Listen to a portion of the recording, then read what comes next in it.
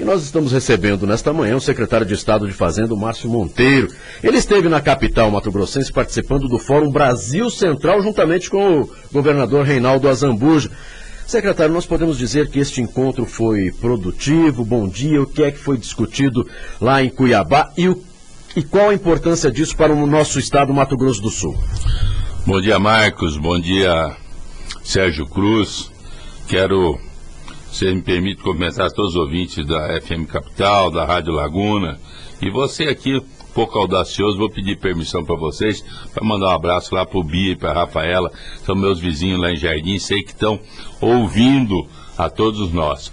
Mas vamos então ao que o Marco Faria nos coloca sobre a reunião do Brasil Central em Cuiabá. Eu digo que foi extremamente produtiva. Primeiro porque a presença dos governadores, de todos os governadores, mostra a importância, a disposição política de se formar um grupo em que na sua grande maioria tem problemas comuns e inclusive tem muita semelhança nas suas atividades econômicas.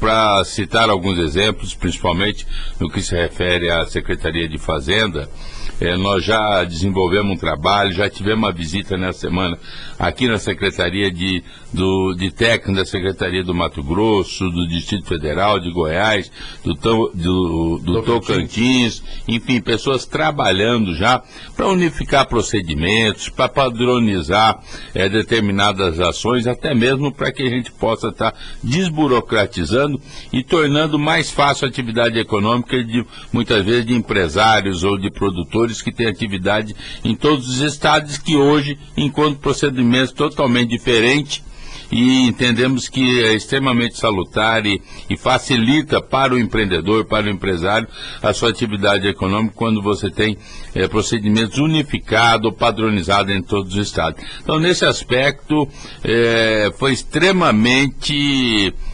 produtivo esse trabalho. Além de que é evidente que os governadores defendendo os seus estados, principalmente contra essa concentração de receita que cada vez mais fica junto ao governo federal em detrimento dos estados e dos municípios. Ô secretário, em relação ao ICMS, há um projeto no Congresso Nacional, defendido inclusive pelo senador Delcídio Gomes do Amaral, que trata da unificação do ICMS. Para Mato Grosso do Sul, qual o impacto dessa unificação do ICMS no Brasil? Ô Sérgio, esse é um tema que já vem sendo discutido há tempo. E aqui para o nosso estado, se não houver uma medida de compensação que seja eficiente, que seja garantida através de uma emenda constitucional, ele é extremamente danoso ao Mato Grosso do Sul. Nós vamos ter um impacto que vai chegar em torno de 10% do orçamento do Estado, ou seja, de 1 bilhão e 200 a 1 bilhão e 400 milhões de reais por ano. E isso é extremamente prejudicial ao Estado, além das dificuldades que nós teríamos com os empreendimentos já instalados no Estado e aqueles que eventualmente estão por vir. Então, esse tema, nós entendemos que ele é necessário ser discutido, mas com as garantias suficientes para que aqueles estados que estão perdendo com isso, eles sejam protegidos de uma forma eficiente, não como foi, por exemplo, com a Lei Candir. Agora, já existe essa garantia que o Estado precisa? Não existe garantia nenhuma, Marco Faria. Esse é o grande problema. Os estados estão lutando para que nós tenhamos, se isso vier a ocorrer, um fundo constitucional que seja garantido pelo Tesouro Federal, ou seja, pela União, pela Secretaria do Tesouro Nacional, e não um fundo que estão criando com a possibilidade de ser lastreado com repatriação de recursos que estão de dinheiro de brasileiros que estão no exterior, sem, no mínimo, a garantia de nós sabermos o quanto que pode vir para isso. Então, aí é muito difícil. Existe um convênio 70 estabelecido no CONFAS, em que ele lá estabelece algumas metas de valores e de prazo para essa compensação. E a proposta apresentada pelo governo, esse projeto está tramitando, ele não chega a 10% daquilo que foi estabelecido no convênio 70. Então, nós estamos extremamente atentos, o governador Reinaldo Azambuja fazendo as ações dele junto aos outros governadores, e assim como é de interesse dos outros também, para que isso não venha acontecer de uma forma irresponsável, como está sendo colocado. O secretário, com relação ao ICMS do diesel, o governador recentemente decretou, né, a redução da alíquota do diesel para beneficiar produtores, beneficiar transportadores e de uma forma geral, atender os interesses, sobretudo do consumidor. Já foi feita uma avaliação até agora dos resultados dessa redução? Sérgio Cruz, foi feito, e o governador Reinaldo Azambuja tem pedido que a gente monitore isso muito de perto, até mesmo porque já, como foi divulgado pela imprensa, por vocês, esse projeto de lei é um projeto que estabelece a redução de 17% para 12% no ICMS do diesel, o que vai dizer que são 30% ou mais de 30% de redução até o dia 31 de dezembro desse ano. Qual que é o compromisso, qual que é o acordo feito tanto com o Simpetro, como com as cooperativas de transporte, como os sindicatos dos transportadores, enfim, com o segmento em geral que seria diretamente beneficiado com isso. Evidente que toda a sociedade é beneficiada, mas esse segmento é o que pode incrementar o consumo.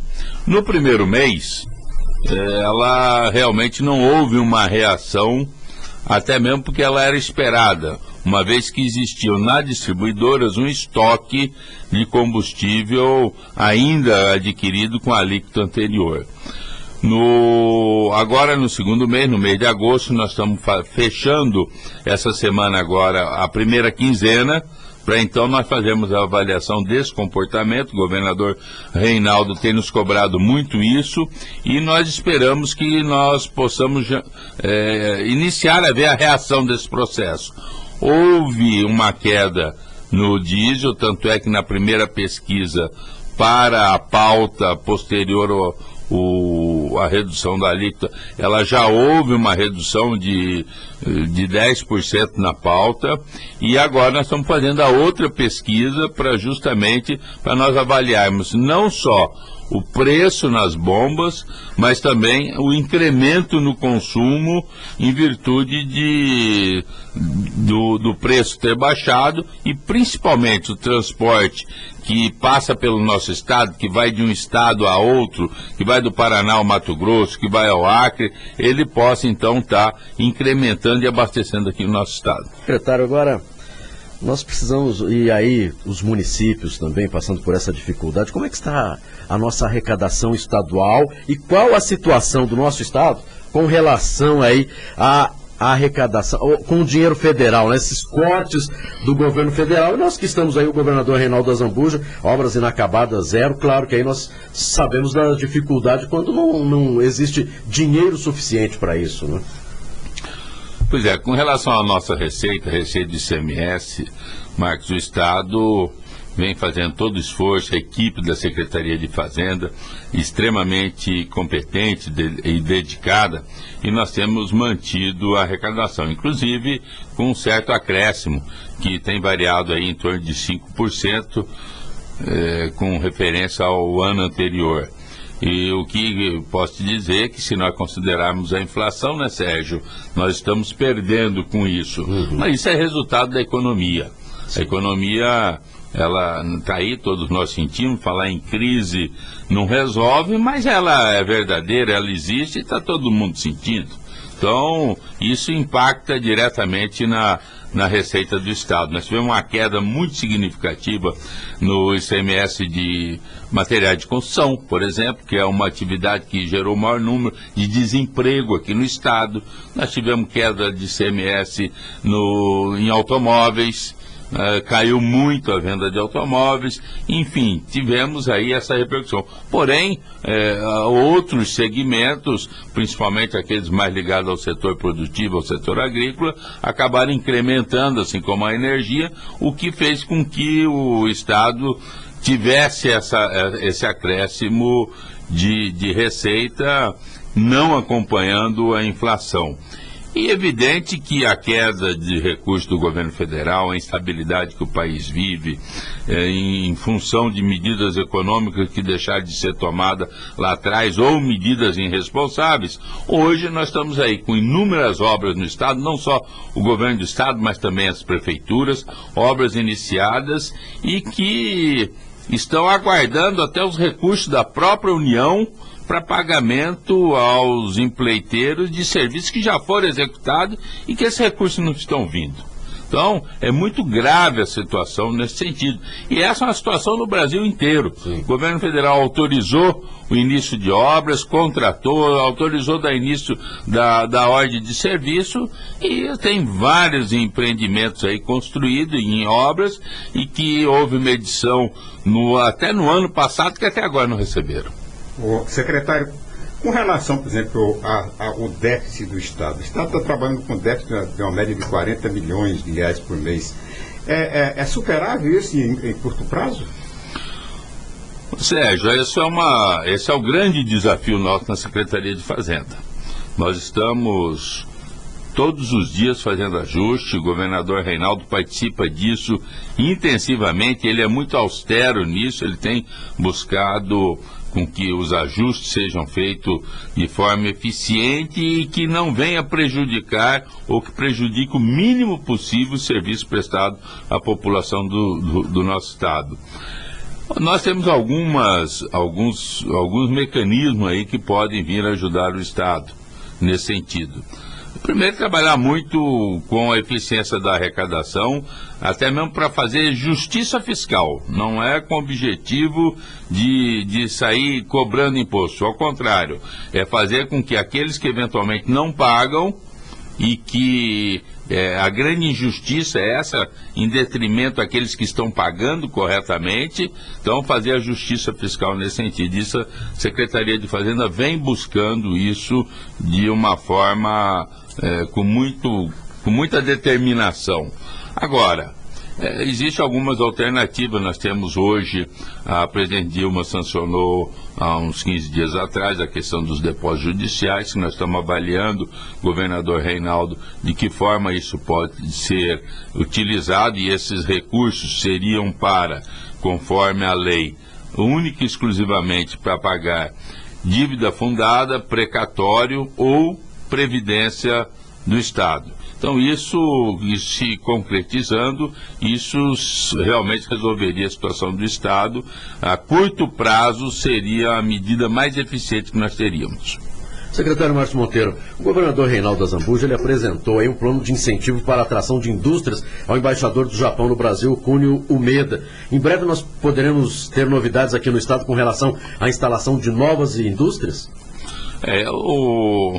A Ásia, de modo geral, vem olhando o nosso continente aqui, principalmente o nosso país, com, vamos dizer assim, com lupa, porque é o grande celeiro, a região do planeta ou no nosso continente mais favorável à expansão da produção agrícola e também à industrialização e o beneficiamento desses produtos, que é o grande problema do mundo, é a fome. Essa é a grande preocupação. E o Brasil, realmente, ele é protagonista nesse processo, principalmente a nossa região. E o nosso Estado, ele tem uma posição extremamente privilegiada. Nós conseguimos aqui ter 2 safras, nós temos uma topografia extremamente favorável, nós temos áreas antropizadas já prontas e disponíveis para ter uma produção mais incrementada. Então é evidente que a Ásia esteja de olho no nosso Estado, no nosso país, olhando justamente a produção de alimentos. E não é evidente que o Japão assim como um país extremamente desenvolvido e uma característica dos asiáticos de estarem olhando muito à frente do que nós normalmente gostamos de olhar, né, Sérgio Cruz? Nós às vezes estamos olhando meio que para a ponta do nosso pé, né, para o dedão, o que às vezes acontece, o que está acontecendo agora aqui com o Brasil, né? E eles muito mais cautelosos têm mostrado isso. Então eu creio sim que nós podemos ter algumas boas novidades, mas é evidente que isso é uma tratativa que ela é mais longa, ela exige um amadurecimento mais com mais detalhe, e o governador Reinaldo está cuidando pessoalmente dessas questões, e até mesmo porque nós vamos receber aqui no nosso estado o príncipe do Japão.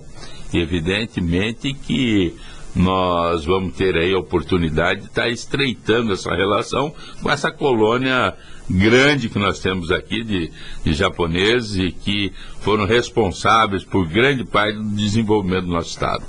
Secretário, com relação, ainda voltando à vaca fria aí da Receita, com relação, por exemplo, à questão salarial dos servidores do Estado, quer dizer, isso aí, o servidor pode ficar tranquilo, inclusive com relação ao 13º. Sem dúvida, Sérgio Cruz. Nós estamos cuidando disso, o governador, ele não abre mão de que os servidores sejam atendidos em primeiro plano, até mesmo porque a prestação de serviço é o grande desafio, a grande responsabilidade deste governo. O que o governador Reinaldo tem colocado é que a prestação de serviço, não só as obras são importantes, são necessárias, mas em primeiro lugar as pessoas. E para você ter em primeiro lugar as pessoas, o Estado precisa estar prestando serviço de qualidade. E você só presta esse serviço se você tiver os servidores unidos, os servidores focados no trabalho, e é evidente que o pagamento salarial e 13º tem que estar e deve ser priorizado para os nossos servidores. Dependemos ainda de algumas coisas, dependemos da liberação da Lei Candir, que já, segundo o ministro, já encaminhou para o Senado o projeto de lei para que seja liberado a Lei Candir de 2014, né? Vamos deixar bem claro que a de 2015 eles não estão nem tratando desse quesito ainda, mas enfim, nós estamos confiantes nisso. É extremamente importante que esse projeto seja aprovado para que seja aí garantido 100% e com antecedência suficiente o 13º do servidor. Se isso não ocorrer, é evidente que nós vamos buscar outra alternativa, o servidor não vai ficar sem o seu 13º. Tem um ouvinte, secretário, que está dizendo assim: alivia ou prepare o nosso bolso. Pergunta para o secretário se corremos o risco de ter salários atrasados ou parcelados, como está acontecendo em outros estados. Essa grande preocupação nossa, mas aqui no nosso estado nós não temos ainda. É evidente que estamos num sinal de alerta, estamos preocupados e olhando isso com muito carinho, mas hoje nós não temos essa possibilidade. Como a economia ela vem passando por mudanças e por turbulências extremamente graves, eu espero que até o final do ano essa onda, que não é uma marola, né, ela não venha se intensificar e nos prejudicar. Mas, por enquanto, posso dizer que está sob controle. Secretário, o atual índice de inadimplência, sobretudo na questão do ICMS no Estado, já compensa um refis? Sérgio Cruz, eu posso dizer que, primeiro, que não só eu, mas principalmente o governador Reinaldo Azambuja é contra o refis. Nós não temos nenhuma intenção, a princípio, de usar vamos dizer assim, dessa manobra para estar arrecadando ou para estar reforçando os cofres do Estado, porque entendemos que isso seria um benefício aos maus pagadores, em detrimento daqueles que vêm contribuindo regularmente com seus impostos e que têm cumprido seu dever de empresário, de cidadão, com o seu Estado. Então o refis é uma medida extremamente discutível. Isso já foi inclusive tratado, eu tratei com o governador e com a nossa equipe, até com algumas sugestões de alguns outros colegas, Mas o governador foi muito firme em dizer que, a princípio, é contra isso, porque, até mesmo porque quando ele foi prefeito e quando eu fui prefeito, nós não usamos desse artifício porque dissemos que seja extremamente maléfico e seja uma medida que, em vez de educar, ela deseduca o contribuinte. Deixa eu mandar um abraço ao prefeito de Figueirão que está nos ouvindo, Rogério Rosalim, também a equipe Areia Santa, sempre ligados aqui no Tribuna Livre. E para encerrarmos, secretário Márcio Monteiro, sua avaliação com relação a essas manifestações que ocorreram ontem em todo o nosso país, pedindo a saída da presidente Dilma, apoiando, não o juiz federal do Paraná e toda essa manifestação que aconteceu nesse nosso país. Pois é triste que nós vivemos no país uma situação como essa. Parece que esse era uma coisa que era do passado, né, Sérgio Cruz? Ou pelo menos nós vivemos muito tempo sem esse tipo de manifestação. Eu lembro do movimento do Collor, que eu creio que tenha sido o último que tenha tido a intensidade que esses movimentos estão tendo. E fiquei extremamente preocupado com a manifestação de uma liderança trabalhista na semana passada, quando ela instiga a população até a pegar em armas, falando que qualquer outro movimento seria de um golpe. Mas o golpe foi dado ano passado. O golpe foi dado pelo partido do governo no período eleitoral, pré-eleitoral do ano passado. Primeiro, quando enganou a população, criando um ambiente econômico e tudo mais favorável à reeleição, o que já não era uma realidade.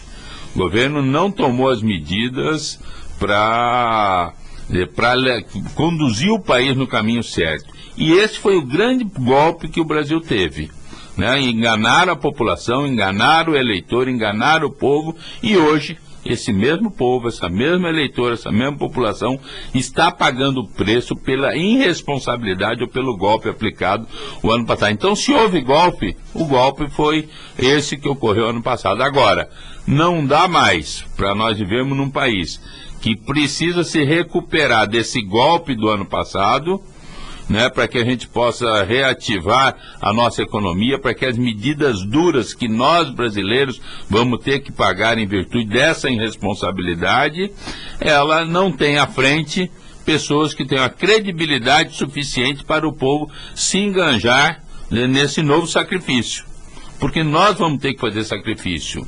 Agora, nós só vamos fazer sacrifício se nós tivermos na nossa frente pessoas que nós acreditamos. É como se fosse na nossa casa ou na casa de qualquer outra pessoa. Se quem conduz a casa, o homem ou a mulher, o pai ou a mãe, ele perdeu o respeito daqueles que convivem junto, não adianta você pedir para baixar o som, para apagar a luz, para não sair, que o filho põe o som mais alto, que ele vai para a rua, que ele não respeita mais ninguém. Então, esse é o grande problema que o Brasil vive hoje. Então, nós vivemos um problema de falta de credibilidade dos nossos governantes, dos nossos políticos que estão à frente desse processo, e nós precisamos resgatar isso. Então, golpe, se houve, no meu entender, houve no ano passado, no período pré-eleitoral, e nós brasileiros estamos pagando por isso e vamos pagar muito caro ainda. Agora, topamos pagar, nós não temos outra saída, mas com pessoas que tenham a dignidade e o respeito pelo povo brasileiro